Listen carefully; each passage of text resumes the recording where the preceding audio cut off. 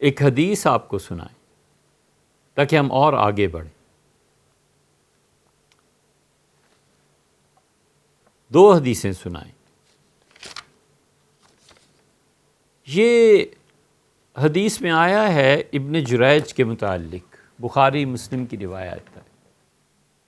ابن جریج جو تھے وہ بہت بڑے ولی تھے، اور ایسے ولی تھے کہ ان کی ولایت کی گواہی حضور صلی اللہ علیہ وسلم نے دی ہے۔ مسلم میں آتا ہے، حضرت رسالت مآب صلی اللہ علیہ وسلم نے ان بچوں کا تذکرہ فرمایا جو بالکل معصوم تھے اور بولے۔ ایک اس بچے کا تذکرہ فرمایا جسے یہودیوں نے آگ میں جلا دیا تھا، مسلم میں بھی ہے اس کا تذکرہ۔ پھر بچوں کو گنواتے ہوئے ایک بچے کی بات کی، اور حضور اقدس صلی اللہ علیہ وسلم نے اس بچے کی بات کرتے ہوئے ارشاد فرمایا کہ ابن جریج، اس کی ولایت کی گواہی حضور صلی اللہ علیہ وسلم دے رہے ہیں، یہ کوئی چھوٹا سا ولی نہیں ہے، نص سے ثابت۔ آپ نے فرمایا کہ ابن جریج نفل پڑھ رہے تھے، تو ان کی والدہ بہت بوڑھی تھیں، تو انہوں نے آنکھ کھلی تو انہوں نے کہا بیٹے پانی پلا دو۔ یہ دل میں سوچنے لگے کہ اللہم ان امی و صلاتی، اللہ میری ماں اور تیری یاد، تیری نماز۔ ماں نے کہا بیٹے سنتے نہیں ہو، میں تمہاری ماں ہوں۔ انہوں نے نماز جاری رکھی، ماں بوڑھی تھی بہت، تیسری مرتبہ پھر انہوں نے کہا کہ بیٹے میں تمہاری ماں ہوں۔ یہ احادیث میں جو مختلف جملے آئے ہیں یہ حافظ ابن حجر رحمۃ اللہ فتح الباری میں نقل کیے ہیں سارے۔ مسلم اور بخاری کی روایات میں مختلف فقرے بھی ہیں۔ پھر اس نے کہا کہ میرے بیٹے پانی نہیں پلاتے، اور اللہ تمہیں بدکار عورتوں کا منہ دکھائے۔ اٹھی پانی پی لیا، والدہ بھی گزر گئیں دنیا سے، وقت بھی گزر گیا۔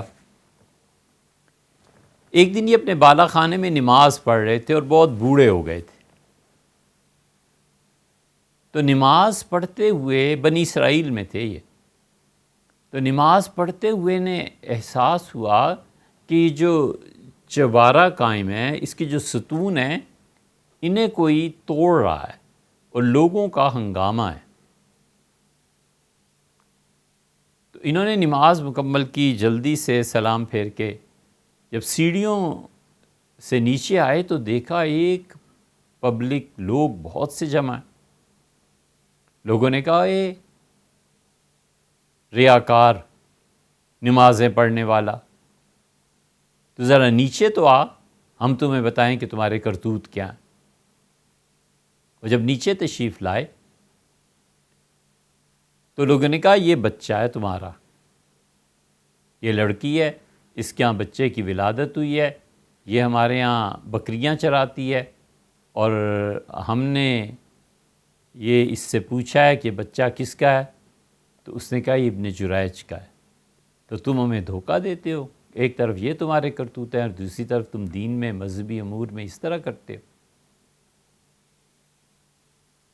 تو رسول اللہ صلی اللہ علیہ وسلم نے فرمایا وہ بچے سے بولا اور اس سے کہا کہ مم بابوک، یہ بابو کا لفظ جو ہے نا یہ عربوں سے ادھر آیا ہے، اس کہ تمہارا بابو کون ہے، یعنی باپ کون ہے۔ تو بچہ بولا اور اس سے کہا راعی الغنم، بکریوں کو چرانے والا چرواہا میرا باپ ہے۔ بس لوگ چپ ہو گئے کہ اتنا صاحب کرامت ہے کہ اس نے براہ راست بچے سے پوچھا، اور بچے نے اس علاقے میں جو بھی چرواہا ہوتا ہوگا اس کا ذکر کیا کہ وہ میرا باپ ہے، یہ میری ماں ہے، اور آپ میرے باپ نہیں ہیں، گویا کہ تشریح اس کی یہ ہو گئی۔ لوگ حیران رہ گئے، وہ مڑے تاکہ سیڑھیاں اوپر کی طرف جا رہی ہیں جو وہاں جائیں اور نماز پڑھیں، تو لوگوں نے روکا اور کہا کہ ہم آپ کا یہ سارا جتنا ہے نا چوبارہ سونے کا بنا دیتے ہیں۔ انہوں نے کہا نہیں، بس کافی ہے میرے لیے، یہ جو توڑا ہے اس کی مرمت کر دو۔ یہ صاحب کرامت ولی ہے، لیکن ماں نے جو کچھ کہا تھا نا کہ اللہ تمہیں بدکارہ عورتوں کا منہ دکھائے، وہ ایک رنگ میں پورا تو ہوا نا، بدکارہ عورت بھی تو سامنے آ گئی اور الزام بھی تو لگ گیا۔ وہ ایک درجے میں ماں کی بے ادبی تھی کہ اس نے ایک کام کہا، اور بیٹا نفلی عبادت میں بھی چھوڑو اس نفل کو، جا کے ماں کو پانی پلاؤ، اس لیے کہ ماں محتاج ہے تمہاری خدمت کی، اللہ تو محتاج نہیں نا۔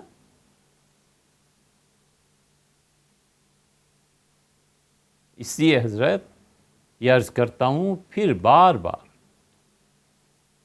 کہ ان دونوں اوصاف کو پیدا کرنا چاہیے۔ کبھی بھی اپنی شخصیت کا ادعا نہیں ہونا چاہیے کہ میں پڑھا لکھا ہوں، میرے پاس علم ہے، میں کتاب، کچھ نہیں یار، کچھ نہیں۔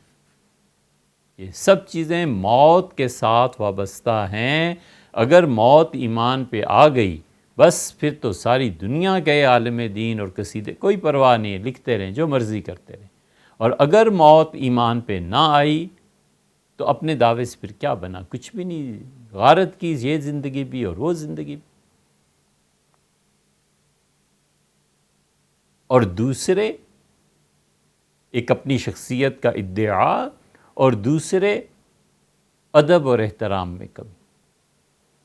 یہ راہ نہ اختیار کریں، نہ ہم کریں نہ کوئی اور کرے، ولیعذ باللہ کوئی اور کرے سو کرے، اللہ ہمیں بچائے۔ اس کا انجام یہ نکلتا ہے، یہ بد دعائیں کسی رنگ میں پھر سامنے بھی آ جاتی ہیں۔ اللہ نے بچا لیا۔ ماں نے تو ایک محاورے کے طور پہ بات کی تھی، یہ بے ادبی تھی نا، ماں کو تنگ کرنا تھا نا، اس کے نتائج پھر دیکھ لیے انہوں نے۔ حالانکہ اس کی ولایت کی گواہی حضور صلی اللہ علیہ وسلم دے رہے ہیں۔ بس آخری حدیث آپ سے عرض کریں تاکہ میں آگے چلیں۔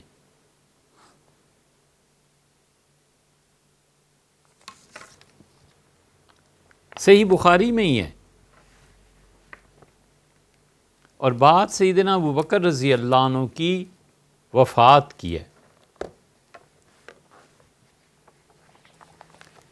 اور امام بخاری رحمۃ اللہ علیہ باب قائم کر رہے ہیں کہ موت یوم الاثنین، سوموار کے دن کسی کا انتقال ہو۔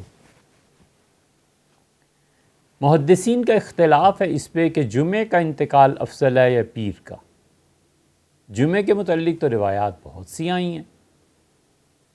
بہت سے اکابر کا خیال یہ ہے کہ حضور صلی اللہ علیہ وسلم کا انتقال یا تدفین تو بعد میں ہوئی ہے، پیر کو ہوا، لہٰذا پیر کی تدفین یا پیر کا انتقال یہ افضل چیز ہے۔ اللہ تعالیٰ کی رحمت اس میں زیادہ قریب ہو جاتی ہے۔ اور امام بخاری رحمۃ اللہ علیہ کہتے ہیں کہ مجھ سے میرے استاد نے یہ وہیب نے، اور انہوں نے ہشام اور انہوں نے اپنے والد سے روایت کی کہ ام المومنین حضرت عائشہ رضی اللہ عنہ کہتی ہیں کہ دخلت علی ابی بکر رضی اللہ عنہ، سیدنا ابو بکر رضی اللہ عنہ کی طبیعت ناساز ہوئی اور میں ان کی خدمت میں حاضر ہوئی۔ اور سیدنا ابو بکر رضی اللہ عنہ کی طبیعت ناساز جو ہوئی تھی وہ یہ ہوا تھا کہ انہوں نے پیر کے دن غسل فرمایا، اور یہ 23 جمادی الاخری تھی، اور 23 جمادی الاخری کو انہوں نے جو غسل کیا تو مدینہ منورہ میں موسم ٹھنڈک کا تھا، اور پھر اس کے بعد 15 دن تقریباً ان کو بخار رہا اس سردی کی وجہ سے، اور پھر ان کا انتقال ہوا 13 ہجری میں۔ تو فرماتی ہیں میں اس مرض میں والد صاحب کی خدمت میں حاضر ہوئی تو مجھ سے فرمایا کہ کم کفن تم النبی صلی اللہ علیہ وسلم، حضور صلی اللہ علیہ وسلم کو کتنے کپڑوں میں تم نے کفن دیا تھا؟ تو میں نے عرض کیا کہ فی ثلاثت اثواب، 3 سفید چادریں تھیں، لیس فیہا قمیص ولا عمامہ، اور حضور صلی اللہ علیہ وسلم کے لیے نہ تو پگڑی باندھی گئی تھی نہ قمیص پہنائی گئی تھی۔ وقال لا فی ای یوم توفی رسول اللہ صلی اللہ علیہ وسلم، پھر فرمانے لگے کہ حضور صلی اللہ علیہ وسلم کا انتقال کس دن ہوا تھا؟ قالت یوم الاثنین۔ اب یہ دوسرا رنگ غالب آیا۔ ایک رنگ یہ غالب تھا کہ حضور صلی اللہ علیہ وسلم کو کتنے کپڑے کفن میں دیے گئے تھے، یعنی شاید یہ مراد ہو ان کی کہ مجھے بھی اتنے ہی کپڑوں میں دفن کرنا ہے۔ اور دوسرا رنگ یہ تھا کہ سوموار کو حضرت والا علیہ الصلوۃ والتسلیم کا انتقال ہوا تھا، تو مجھے سوموار کو نہیں دنیا سے جانا، ان کی برابری نہیں کرنی، کہیں بے ادبی نہ ہو جائے۔ یا بعض شراح نے لکھا ہے کہ مطلب یہ تھا کہ مجھے بھی یہی دن نصیب ہو جس دن وہ دنیا سے تشریف لے گئے تھے۔ قال فأی یوم ھذا، پھر مجھ سے فرمانے لگے، بخار تھا نا، تو فرمانے لگے آج کیا دن ہے؟ تو میں نے عرض کیا کہ آج پیر ہے۔ یہ جو محدثین کہتے ہیں نا کہ اتباع کا پھر غلبہ ہوا، ان کی دلیل یہ ہے، قال ارجو فیما بینی و بین اللیل، تو فرمایا پھر آج پیر ہے تو شاید رات تک میں بھی چل بسوں، یعنی حضور صلی اللہ علیہ وسلم اس دن گئے تھے، تشریف لے گئے تھے، تو میرا بھی جانا ہو جائے۔ فنظر الی ثوب علیہ کان یمرض فیہ، پھر انہوں نے اپنے کپڑوں کو دیکھا جس میں وہ بیمار ہوئے تھے، تو انہوں نے دیکھا کہ ایک چادر ایسی ہے جس پہ زعفران پڑا ہوا ہے۔ ارشاد فرمایا اغسلوا ثوبی ھذا، فرمایا میری یہ چادر دھو دینا، اور دو اس پہ چادریں، ثوبین، دو چادریں مزید لے لینا، ایک یہ ہے جو اوڑی ہوئی ہے، دو اور لے لینا، فکفنونی فیہما، اور انہی میں دو میں مجھے دفن کر دینا۔ یہ دو اس ایک کو ملا کے گویا تین ہو گئیں۔ تو میں نے عرض کیا کہ یہ تو پرانی ہو گئیں، تو فرمایا ان الحی احق بالجدید من المیت، یہ اچھے کپڑے پہننا یہ زندوں کا حق ہے، میت کا کیا ہے، سب گل سڑ جائے گا۔ تو وہ اس دن انتقال نہیں ہوا ان کا، حتیٰ امسا من لیلۃ الثلاثاء، یہاں تک کہ 3 دن گزرے، یوم الاثنین کے بعد یوم الثلاثاء یعنی منگل آیا، اور پھر سیدنا ابوبکر رضی اللہ عنہ کا انتقال ہوا، وہ دفن قبل ان یصبح، اور صبح ہونے سے پہلے پہلے ان کی تدفین ہو گئی۔ حضرت عمر رضی اللہ عنہ کی روایت میں بھی یہ آیا ہے کہ وہ تدفین کے بعد مسجد میں آئے، اور انہوں نے کچھ صحابہ رضی اللہ عنہ کی جنازہ خود پڑھایا تھا، تو اس لیے فرمایا کہ عشاء کے وتر رہ گئے ہیں ہم سب کے، تو آؤ وتر پڑھ لیں، تو رات کو ہی تدفین ہو گئی تھی۔ سیدنا ابوبکر رضی اللہ عنہ نے یہ جو کچھ کیا اور فرمایا،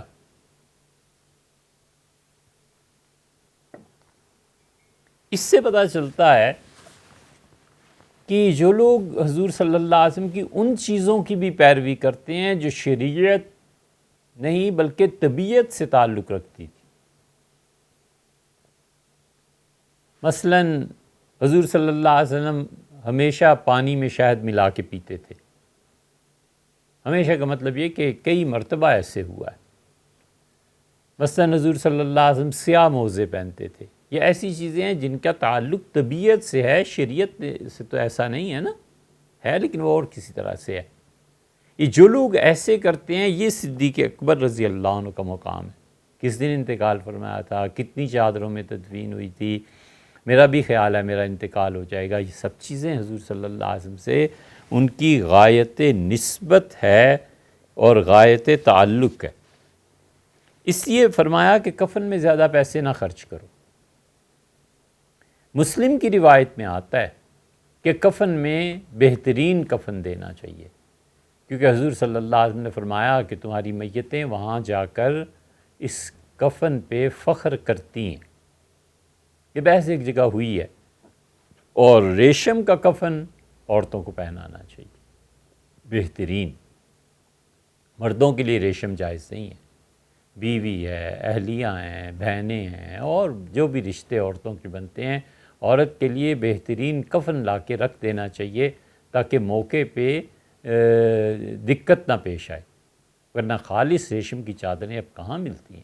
خالص ریشم کی چادر جتنے کی بھی ہے، 50,000 کی، لاکھ کی، اگر اللہ تعالیٰ نے گنجائش دے رکھی ہو تو بہترین سے بہترین کفن دینا چاہیے۔ سیدنا ابوبکر رضی اللہ عنہ اپنی تواضع اور عاجزی کی وجہ سے فرمایا کہ مجھے ان میں کفن نہ دو، بس پرانی چادریں میرے لیے کافی ہیں۔ وہ اس وقت عجز اور اپنی اپنی فنا غالب تھی. یہ ہے فنا. حافظ ابن حجر رحمۃ اللہ علیہ لکھتے ہیں کہ انہوں نے یہ سب اس لیے پوچھا کہ وہ جو چادریں تھیں یا تو وہ رسول اللہ صلی اللہ علیہ وسلم کی کوئی چادر تھی اور اس سے التبرک بہی وہ برکت حاصل کرنا چاہتے تھے. اب یہ بھی مصیبت ہے. اہل حدیث حضرات کے نزدیک کوئی برکتیں نہیں ہوتی، وہ اس کا انکار کرتے ہیں. آگے سنیے. اول کونی کانا جاہد فیہ، یا اس وجہ سے کہ حضرت بکر رضی اللہ عنہ نے ان چادروں میں جہاد کیا تھا، تو جن کپڑوں میں انہوں نے نیکی کی تھی، بہت بڑی جہاد، جان داؤ پہ لگا دی تھی، وہ چاہتے تھے کہ وہی کپڑے ان کے کفن کو مل جائیں. یہاں یہ آیا. اور سعد رضی اللہ عنہ کے حالات آپ نکالیں. سعد رضی اللہ عنہ نے ایک جبہ دیا تھا اور کہا کہ اس میں مجھے دفن کرنا، یہ میں نے اپنے کفن کے لیے رکھی تھی. تو ان سے پوچھا گیا کہ اس میں کیا خاص بات ہے، تو انہوں نے کہا بدر کے دن میں نے یہ پہنی ہوئی تھی جب میں لڑا تھا. یہ چیز عبد الرحمن ابن عوف رضی اللہ عنہ کے ہاں بھی مل جائے گی. عبد الرحمن ابن عوف رضی اللہ عنہ نے ایک چادر فرمایا یہ مجھے کفن اس میں دینا، حضور صلی اللہ علیہ وسلم سے یہ چادر میں نے لی تھی اس وقت جب رسول اللہ صلی اللہ علیہ وسلم کو خود چادر کی بہت ضرورت تھی، تو میں نے عرض کیا تھا دے دیں، تو انہوں نے عنایت فرما دی تھی. تو مجھے صحابہ رضی اللہ عنہ نے کہا کہ تمہیں پتہ ہے حضرت کو ضرورت ہے، اور تمہیں یہ بھی پتہ ہے کہ جب کوئی ان کی کسی چیز کی تعریف کرتا ہے تو اسے ہی دے دیتے ہیں، تو عبد الرحمن کیوں تم نے ایسے کیا؟ تو میں نے کہا تمہیں نہیں پتہ، میں نے تو اپنے کفن کے لیے لی ہے. اس طرح کی بہت چیزیں مل جائیں گی. طبقات ابن سعد وغیرہ کو آپ پڑھیں نا، اس میں مل جائیں گی.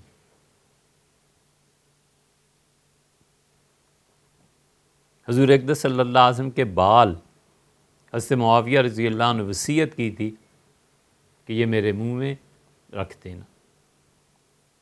ناخن حضور صلی اللہ علیہ وسلم جو تراشے تھے وہ صحابہ رضی اللہ عنہ محفوظ رکھے تھے کہ یہ اس کی برکت سے اللہ تعالیٰ مہربانی فرمائیں گے. یہ سب احادیث میں آیا. تو حافظ ابن حجر کہتے ہیں کہ رحمہ اللہ کہتے ہیں کہ یا تو انہوں نے یہ چادریں اس لیے لیں کہ انہوں نے ان میں جہاد کیا تھا، او تعبد فی، یا اللہ کی عبادت ان چادروں میں کرتے رہے حتیٰ کہ چادریں گھس گئیں. تو انہوں نے کہا اتنی مبارک چیز یہ میرے کفن میں شامل کر دینا. اور پھر کہتے ہیں کہ محمد بن ابو بکر رضی اللہ عنہ کی روایت آتی ہے، اور انہوں نے کہا کہ میرے والد ابو بکر رضی اللہ عنہ کا، یہ قاسم بن محمد بن ابو بکر ہیں، اور قاسم بہت بڑی شان ہے ان کی اہل مدینہ میں.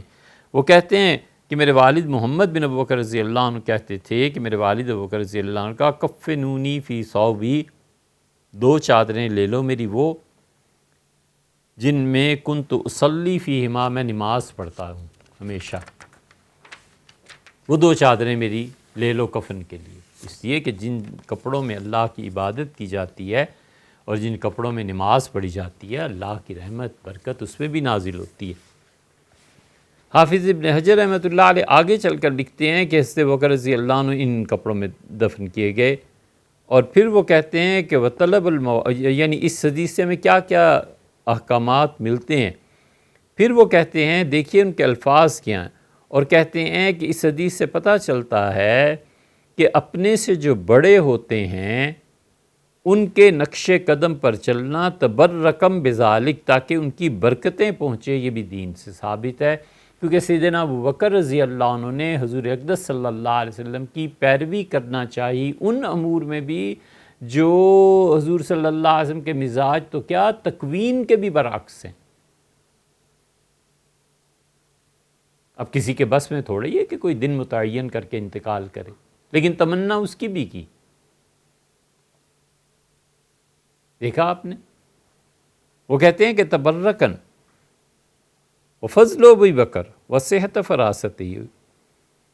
اور اس حدیث سے پتہ چلتا ہے کہ سیدنا ابو بکر رضی اللہ عنہ کی فراست کتنی زبردست ہے. ان کی فراست تو عجیب بات ہے، یہ طبقات میں ہر جگہ یہ روایت ملے گی.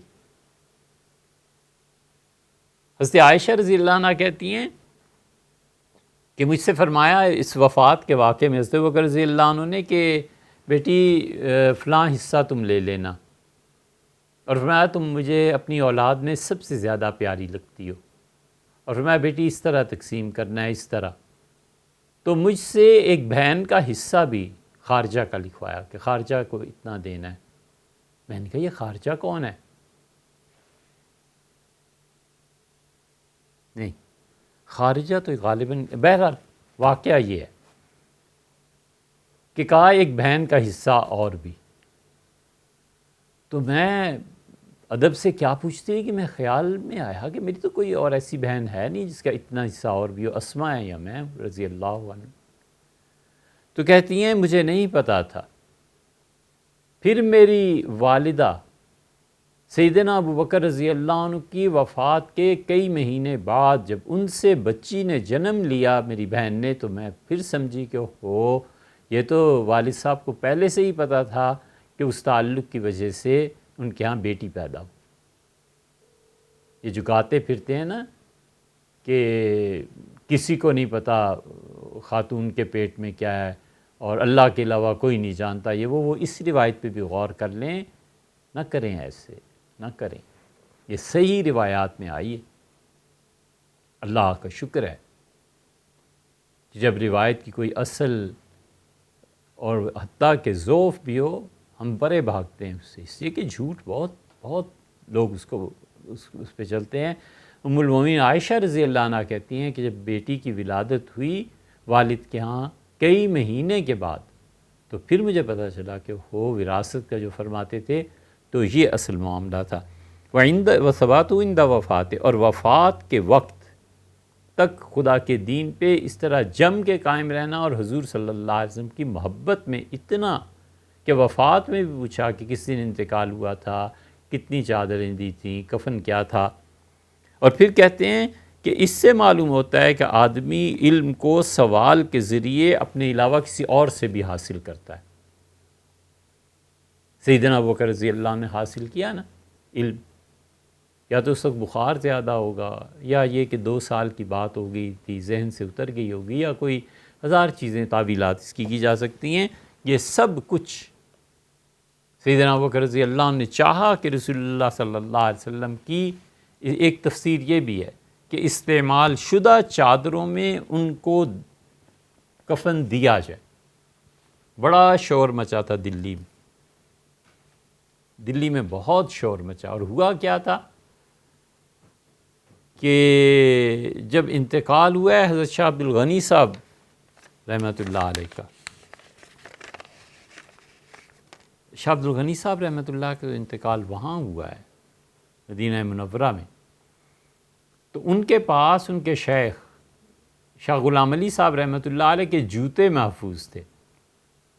تو انہوں نے کہا مجھے قبر میں لٹانا اور ایک طاق بنا کے حضرت کے جوتے وہاں رکھ دینا۔ میں نے حضرت رحمۃ اللہ علیہ سے لیے تھے۔ اہل حدیث نے بڑا طوفان اٹھایا کہ جوتے رکھوا دیے، اور یہ کہاں حدیث سے ثابت ہے، کہاں سنت سے ثابت ہے۔ یہ اسی طرح ہوا کرتا ہے۔ ان حضرات کی نظر ان جیسی چیزوں پہ بہت زیادہ گہری تھی، اور ایک لمحے کے لیے مان لیا کہ شاہ عبد الغنی صاحب رحمۃ اللہ سے غلطی ہو گئی، اچھا مان لیا ایک لمحے کے لیے۔ کیا یہ ضروری ہے کہ پھر فتوے بھی لگائے جائیں؟ کیا یہ ضروری ہے کہ ان کی توہین بھی کی جائے؟ اس سے بچا جائے۔ یہ پہلی بات تھی جس کو ہم نے تفصیل سے عرض کیا ہے کہ ہم تعلیم کو حاصل کریں۔ آپ ہمیں سمجھا دیں، آپ ہمیں بتا دیں یہ غلطی ہے، بالکل نرمی سے، شائستگی سے، محبت سے۔ یہ نہیں ہے کہ ایک آدمی کی ہمارے دل میں عقیدت اور محبت ہے اور آپ اسی پہ حملے کرتے چلے جائیں اور ہم پھر بھی چپ ہی رہیں۔ یہ نہیں ہوتا۔ اللہ نے یہ جمع ہی نہیں کیا کہ مخالفت اور نفع دونوں چیزیں ایک جگہ جمع ہو جائیں۔ باپ کی مخالفت بھی کرتا رہے، گالیاں بھی دیتا رہے، گھر سے بھی نکالتا رہے، اور پھر پیسے ضرورت ہوں تو ابا ہی کے پاس روحانسی آواز اور ترا ہوا چہرہ کہ ابا گاڑی لے دیں۔ وہ جو کرتوت کیے ہیں اس کے بعد تم اس قابل ہو کہ تم والد سے نفع اٹھا سکو؟ یہ نہیں ہوا کرتا۔ انسان کسی کی مخالفت کرتا ہے تو سوچ سمجھ کے کہ کل اس سے منہ لگ گیا تو پھر کیا ہوگا۔ کیا خوبصورت بات حضور صلی اللہ علیہ وسلم نے کہی ہے۔ آپ نے فرمایا ابو داؤد میں آتا ہے، آپ نے فرمایا کبھی ایسی محبت نہ کرنا کہ تمہیں ٹوکنا پڑ جائے تو ٹوک نہ سکو، اور کبھی ایسی کسی سے نفرت بھی نہ کرنا کہ تمہیں کوئی کام پڑ جائے تو اسے منہ نہ دکھا سکو۔ اللہ کو کیا منہ دکھانا ہے؟ یہ اس کے دوست ہیں، ان پہ تنقید ہے، ان کو برا بھلا کہنا ہے، اللہ کو کیا منہ دکھانا ہے؟ قطعاً یہ نہیں ہو سکتا کہ اللہ کے دوست کسی ایسی چیز میں مبتلا ہو جائیں کہ خدا انہیں ہمارے حوالے کر دے کہ جو مرضی کرو رگے دو، ولیعذ باللہ۔ جو ایسے کرتے ہیں پھر وہ آخرت تو دور کی بات ہے نا، وہ تو بھی ادھار ہے، نقد مزہ دنیا میں ہی پتہ چل جاتا ہے، ان کے انجام کو دیکھو پھر کیا ہوتا ہے۔ انہوں نے اپنا انجام بھی بتایا کہ اللہ نے مہربانی کی اور ہر طرف گھٹا ٹوپ اندھیرے چھا گئے، اور اللہ نے میرے دل میں یہ بات ڈالی کہ امام ابو حنیفہ رحمۃ اللہ علیہ سے جو تمہیں بدگمانی ہے یہ اس کا نتیجہ ہے۔ تو میں نے استغفار کیا اور ایسا نور چمکا کہ سورج کی روشنی اس کے سامنے کچھ نہ رہی، اور یہ کسی اور کی شہادت نہیں ہے، یہ ان کی شہادت ہے جو دلائل کے اعتبار سے امام صاحب رحمۃ اللہ علیہ کے برعکس فتویٰ دیتے رہے۔ یہ علمی باتیں ہوتی ہیں، اس میں کیا ہے؟